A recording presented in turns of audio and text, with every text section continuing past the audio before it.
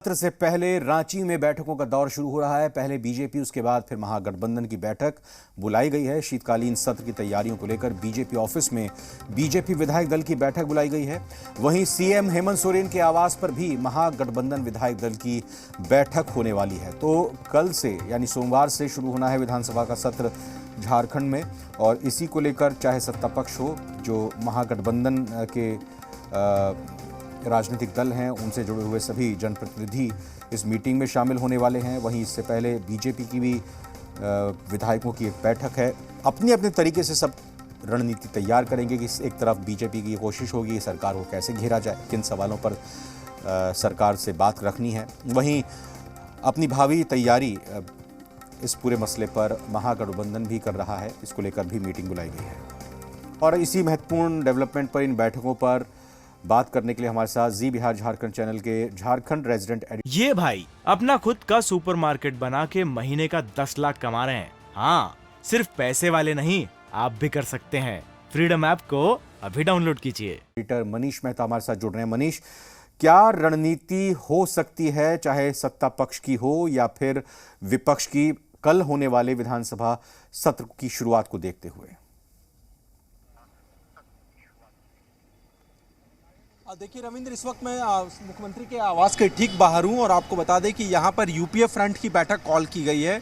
और UPA front यानी कि कांग्रेस, जेएमएम और आरजेडी, तीनों पार्टियों के जो विधायक हैं और जो मंत्री हैं, उनका यहाँ पर पहुँचने का जो सिलसिला है वो शुरू हो चुका है। क्योंकि इस बार का शीतकालीन सत्र को काफ़ी इम्पोर्टेंट माना जा रहा है और सरकार का फोकस न सिर्फ बिल पर है बल्कि तमाम ऐसे इश्यूज जिस पर सरकार अपना उपलब्धि बता रही है उसको भी वो पुरजोर तरीके से सदन में रखने की कोशिश करेगी। लेकिन इन सब के बीच एक बैठक आपको मुख्यमंत्री के आवास पर हो रही है रविंद्र, और दूसरी बैठक बीजेपी विधायक दल की बीजेपी प्रदेश कार्यालय में हो रही है। और वहां पर बीजेपी विधायक दल के नेता बाबूलाल मरांडी सहित तमाम जो बीजेपी के विधायक हैं, उनके पहुंचने का सिलसिला जो है वहां भी शुरू हो चुका है। और यानी दोनों ही बैठकों की अगर बात करें तो महज कुछ ही मिनटों के भीतर जो है दोनों ही तरफ की जो बैठक है वो शुरू हो जाएगी। इंपॉर्टेंट बात यह है कि बीजेपी ने जो संकेत दिए हैं शीतकालीन सत्र को लेकर के, वो ये कि साहेबगंज में जिस तरह से एक आदिवासी महिला की जो हत्या हुई है और जो शव टुकड़ों में बरामद हुआ, हालांकि ये लॉ एंड ऑर्डर का मामला है और इस मुद्दे को वो पुरजोर तरीके से सदन में उठाने की बात कर रही है। उनके विधायक बिरंची नारायण ने स्पष्ट कहा है कि ये मुद्दा को सदन में बीजेपी उठाने जा रही है। दूसरा जो मुद्दा है, प्रमुख मुद्दा है जो बीजेपी जिस पर बात कर रही है, वो है नियोजन नीति। जिस तरह से हाईकोर्ट से खारिज हुई है उसे वो सरकार की फेल्योर बता रही है और इस मामले में सरकार को घेरने की कोशिश करेगी सदन के भीतर। तो इस तरह के कई विषय है जिस पर बीजेपी की तैयारी है कि वो सरकार को सदन के भीतर घेरे। लेकिन बीजेपी की रणनीति को काटने के लिए ही अभी थोड़ी देर पहले जो हम कह सकते हैं कि अब शुरू होने वाली है ये बैठक मुख्यमंत्री के आवास में, यहां पर ये रणनीति बन रही है कि जो विपक्ष की जो रणनीति है उसको कैसे काउंटर किया जाए और सरकार की जो उपलब्धियां हैं उसको कैसे पुरजोर तरीके से जनता के बीच में रखा जाए सदन के माध्यम से, इस पर ज़्यादा फोकस होगा। और यही वजह है कि दोनों तरफ की बैठकों का जो दौर है महज अब कुछ मिनटों में शुरू होने वाला है। लेकिन इतना ज़रूर है कि इस सत्र का नाम भले ही शीतकालीन सत्र हो, लेकिन इस सत्र के दौरान आपको जो गर्माहट है मुद्दों को लेकर के दोनों ही कैंप के बीच में वो साफ तौर पर देखने को मिलेगी रविंद्र। जिसका आपने जिक्र किया मनीष, कल फिर क्या माना जाए, सत्र जो है आहूत होगा, शुरुआत होगी तो हंगामे की भेंट चढ़ेगा या फिर कहीं ना कहीं सरकार की तरफ से और विपक्ष की तरफ से, क्योंकि सदन चलता ही दोनों पक्षों की सहमति के साथ है, दोनों के ही समर्थन के साथ है।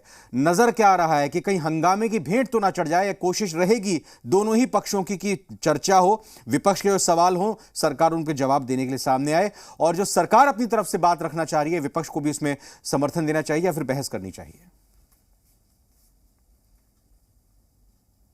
देखिए रविंद्र, सबसे इंपॉर्टेंट बात यह है कि कोई भी सत्र शुरू होने से पहले विधानसभा अध्यक्ष के द्वारा सर्वदलीय बैठक कॉल की जाती है। और आप देखिए कि पिछले कई बैठकों में हमने ये देखा है कि विपक्ष इन बैठकों से नदारद रहता है। शीतकालीन सत्र को लेकर के भी जो 2 दिन पूर्व जो बैठक कॉल की गई थी, उस बैठक में भी विपक्ष के बीजेपी के तरफ से किसी भी प्रतिनिधि या किसी विधायक ने शिरकत नहीं की। और जिसके बाद मुख्यमंत्री ने इशारों में ये कहा कि भगवान ना जाने वो किस कारण से जो है वो बैठक में नहीं आ रहे। लेकिन बीजेपी का तर्क ये है कि बीजेपी के जो विधायक दल के नेता को नेता प्रतिपक्ष की का हम कह सकते हैं जो पोस्ट नहीं दिया जा रहा है, उस विषय पर उनका विरोध है। और यही वजह है कि उनके पार्टी के जो नेता है वो इस बैठकों में शामिल नहीं हो रहे। लेकिन इन सब के बीच बीजेपी की बैठक शुरू होने से पहले जो मुख्य सचेतक है सदन में विरंची नारायण, उन्होंने स्पष्ट संकेत दिया है कि क्योंकि बैठक में जो बीजेपी के जो मुख्य एजेंडा है वो ये है, चाहे वो नियोजन नीति का रद्द होना का विषय हो या फिर लॉ एंड ऑर्डर का विषय हो, साहिबगंज की घटना हो, इस तरह के कई मुद्दे हैं जिस पर उनका कहना है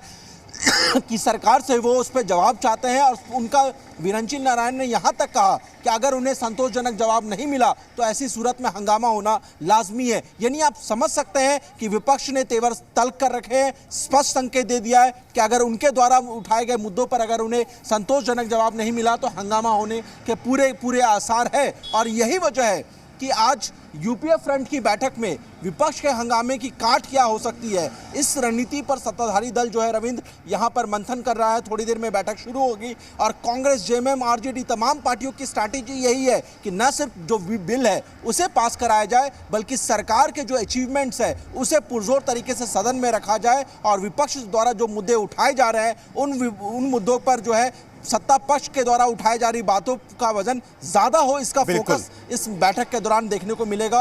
और इसकी गूंज या हम कह सकते हैं कि इसकी धमक सदन के दौरान भी, कार्रवाई के दौरान भी देखने को मिलेगी। सरकार उपलब्धियों को बताएगी। जाहिर तौर पर जो जिक्र आप कर रहे हैं 1932 खतियान के मसले को लेकर, खतियान जोहार यात्रा पर भी लगातार हर जिले पर मुख्यमंत्री निकले हुए हैं, तो इस मसले पर किस रूप में बात उठ सकती है या फिर अभी इसको माना जाए कि इस पर चर्चा शायद ना हो?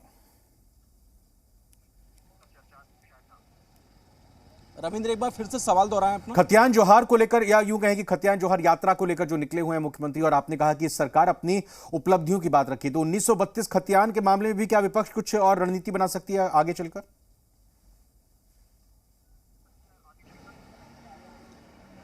देखिए रविंद्र, क्योंकि इस बीच सत्र के समाप्ति के बीच जो है के बाद जो है ठीक इसी महीने हेमंत सोरेन के कार्यकाल की तीसरे सालगिरह होगी, यानी कि 3 साल का वो अपना कार्यकाल जो है वो पूरा करने जा रहे हैं। और इस दौरान आपने देखा कि जो सरकार के तरफ से सीएम के द्वारा जो है खतियान जोहार यात्रा जो निकाली जा रही है और 6 जिलों का इस बीच उन्होंने फर्स्ट फेज में विजिट किया है। और इस दौरान न सिर्फ उन्होंने अपने सरकार की उपलब्धियां गिनाई हैं बल्कि विपक्ष के जो द्वारा जो मुद्दे उठाए जा रहे हैं भ्रष्टाचार से जुड़े हुए या फिर हम कह सकते हैं तमाम दूसरे विषय जिस पर लगातार सरकार को घेरा जा रहा है, उन तमाम विषयों पर भी वो मुखर है। वो उन तमाम विषयों पर वो डिफेंसिव नहीं है बल्कि वो एग्रेसिव में आकर के, फ्रंट फुट पर आकर के वो उन मुद्दों को ना सिर्फ एंटरटेन कर रहे हैं बल्कि उस पर वो विपक्ष को ही घेरने की कोशिश कर रहे हैं। तो स्पष्ट संकेत है, आप समझ लीजिए कि इस बार के सत्र में सरकार की पूरी कोशिश होगी कि वो अपनी जो अचीवमेंट्स है, जो उनके द्वारा किए जा रहे कार्य है, उसको वो पुरजोर तरीके से सदन में रखने की कोशिश करेगी। और विपक्ष की कोशिश ये होगी कि सत्ता पक्ष की जो विफलताएं हैं